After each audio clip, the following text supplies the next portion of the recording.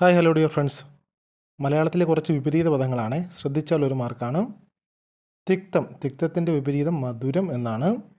താപകം, താപകത്തിൻ്റെ വിപരീതം മാമകം.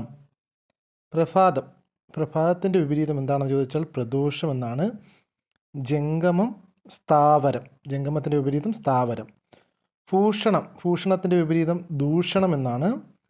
മണ്ഡനം, ഖണ്ഡനം, മണ്ഡനത്തിൻ്റെ വിപരീതം ഖണ്ഡനം. ത്യാഗി, ത്യാഗിയുടെ വിപരീതം ഭോഗി എന്നാണ്. അടുത്തത് മന്ദം, മന്ദത്തിൻ്റെ വിപരീതം ദ്രുതം എന്നാണ്. മന്ദം വിപരീതം എന്താണെന്ന് ചോദിച്ചാൽ ദ്രുതം എന്നാണ്. നഞ്ച, നഞ്ചയുടെ വിപരീതം പുഞ്ച എന്നാണ്. ചരം, അചരം. മുദിത, മുദിതയുടെ വിപരീതം കുപിത എന്നാണ്. സുകരം, സുകരത്തിൻ്റെ വിപരീതം ദുഷ്കരം എന്നാണ്. സുകരം, ദുഷ്കരം. ഇനി സൃഷ്ടി, സൃഷ്ടിയുടെ വിപരീതം എന്താണെന്ന് ചോദിച്ചാൽ സംഹാരം. സൃഷ്ടി, സംഹാരം.